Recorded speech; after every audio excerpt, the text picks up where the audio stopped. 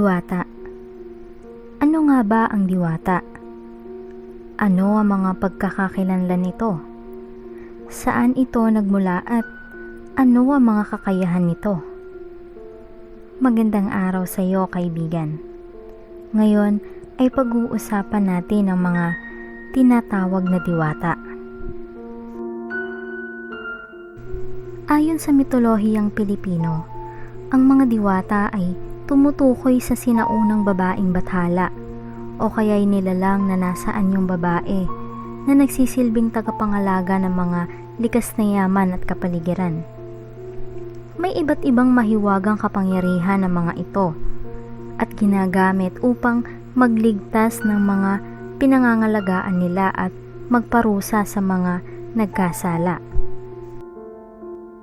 Ang diwata ay salitang Bisaya o Mindanawon na nagmula naman sa tawag na Devata o Deveta ng India at sa mga Javanese naman na Juvata, Rewata naman sa Borneo at Dewata naman sa Indonesia na nangangahulugang divine, divinity o deity. Noong unang panahon, ang mga Pilipino ay mataas ang mga pagpapahalaga at respeto sa kalikasan sapagkat dito nila kinukuha ang kanilang ikinabubuhay. Sila ay naniniwala na ang mga bagay na konektado sa kalikasan ay may buhay o may gumagabay na isang diwata. Ang mga diwata ay maaaring makapagbigay ng pabuya, kalugda ng isang tao at bayan. Ngunit maaari din silang magbigay ng sakuna o sakit sa isang taong abusado o walang respeto.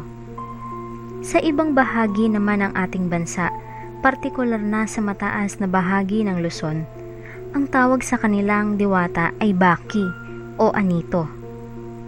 Ang dahilan sa pagkalat ng salitang diwata sa parte ng Kabisayaan at Mindanao ay ang mayamang kalakalan ng mga lumad noon sa ating karatig bansa. Nang sakupin tayo ng Kastila ay unti-unti nilang pilit na binura sa mga lumad ang paniniwala sa mga diwata. Gayon nga ang nangyari at tuluyan nang nabasura sa ating mga Pilipino. Di lamang ang mga tunay na kahalagahan ng mga diwata, maging ang mga kahalagahan din ng ating sariling kultura.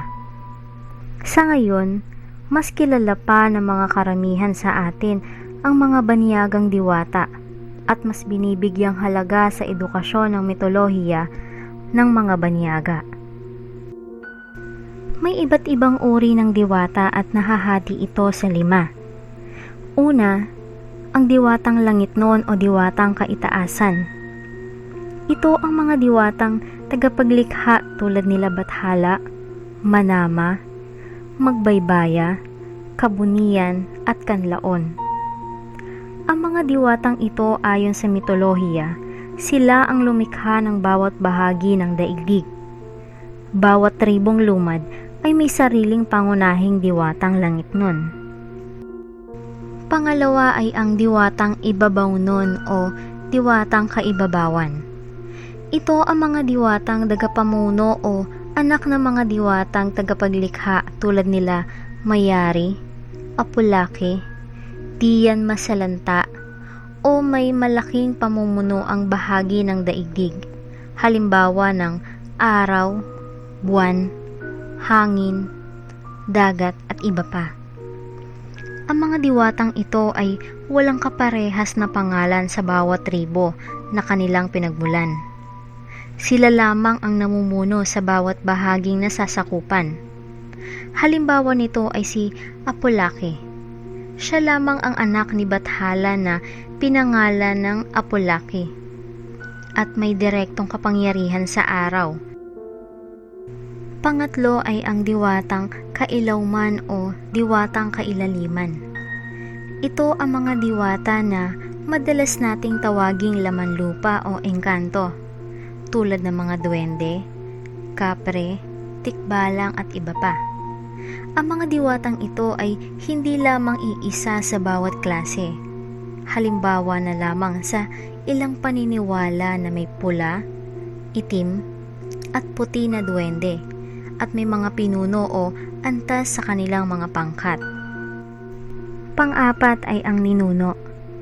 Ang mga ninuno ay maaari ding maituring na diwata, sapagkat ayon sa paniniwalang lumad o mga katutubo, ang mga kaluluwa o namayapa na ay may taglay na kapangyarihan na maaaring makatulong sa ating mga buhay o maaari namang makapinsala. Diwata sa lupa. Ang mga diwata sa lupa ay ang mga taong nagtataglay ng kakaibang galing o kakayahang makapanggamot, makipag-usap sa mga hindi natin kauri. Ito ang mga taong diwataan o diwatahan tulad ng mga babaylan, katalonan, mumbaki at iba pa. Ang mga uri na ito ay napabilang sa hanay ng mga diwata, sapagkat ang mga babaylan o katalonan ay nagtataglay ng iilang galing o kaalaman na hindi makakayang gawin ng mga ordinaryong tao. Narito ang iilan sa mga tanyag na diwata na matatagpuan sa Pilipinas, na sila Maria Makiling, Maria Cacao, at si Maria Sinukuan. Ngayon ay talakayin natin si Maria Sinukuan. May isang napakabait na diwata sa bundok Arayat. Siya si Maria Sinukuan, ang may-ari ng bundok na ito. Madalas niyang binibiyayaan ng mga tao ng mga pagkain tulad ng prutas at iba pang likas na yaman. May nagtangkang magnakaw ng pagkain sa kanyang kagubatan isang araw. Ang sako ay puno ng iba't ibang klase ng prutas sa kanilang ninakaw. Habang sila ay umalis sa kagubatan, ay naramdaman nilang biglang bumigat ang kanilang mga dala. Nang buksan nila ang sako, ay puno ito ng mga bato. Hindi ito ang kauna-unahang pagkakataon na inubos ang kanyang kabaitan. Kaya siya ang nagpuno ng mga bato sa kanilang mga lalagyan. Napuno siya ng galit at pinarusahan ng mga tao. Nagutom sila nang wala na silang mapakinabangan sa kagubatan, na mga likas na yamang binabantayan ng nasabing diwata. Mula noon, hindi na muling nagpakita si Mariang Sinukuan. Ang pangalawang kwento ay tungkol kay Mariang Cacao. Sa bansang Indonesia ay may isang diwata at ang pangalan ay Maria. Si Maria ay isang napakagandang dalagang negosyante at nagmamay-ari ng pabrika ng tsokolate. At mayroon din siyang sariling barko. Isa sa mga pangunahing sangkap ng kanyang produkto ay ang tableya. Ang tableya ay mula sa buto ng kakao na siyang niluluto, binabayo at ginigiling. Isang araw, naubusan itong si Maria ng tableya. Kahit saan man siya maghanap, ng sangkap ay wala talaga sa kanilang lugar. Narinig niya na sa bansang Pilipinas, may pangunahing produkto doon bukod sa nyog. Ito ay ang kakao. Kaya't agad-agad niyang napagpasyahang pumunta ng Pilipinas. Nang dumating si Maria sa Pilipinas, ay ang nakikita lamang ng mga tao ay isang matanda. Nagpakilala ito sa mga tao bilang si Maria. Wika niya, "Ako po pala si Maria. Ako po ay nanggaling sa bansang Indonesia. Nandito po ako para maghanap po at bumili ng kakao." Sumagot naman ang mga tao sa kanya, "Nako, makakabili ka lamang ng kakao sa bundok ng Tagugpo at Kamaroyan. Tiyak maraming nagbebenta ng kakao roon." Matapos sumagot ay biglang nawala itong matanda.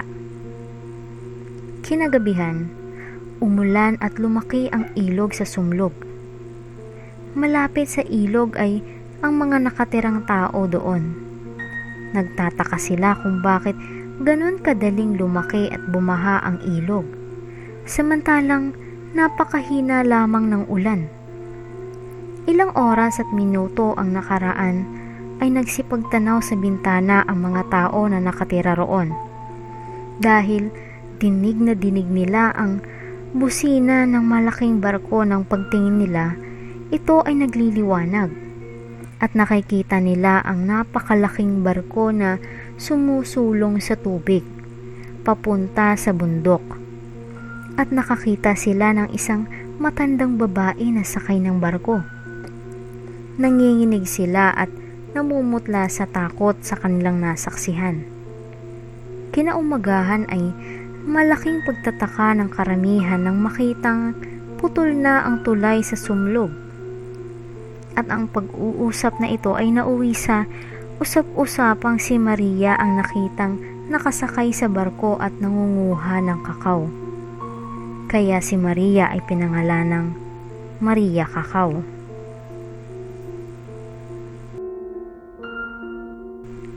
Ang pangatlong istorya ay tungkol kay Maria Makiling.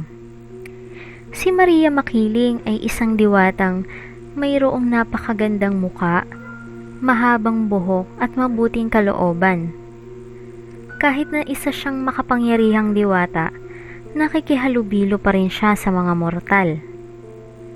Madalas itong magtungo sa palengke upang mamili ng pagkain. Dito, nakilala niya ang isang magsasakang mortal.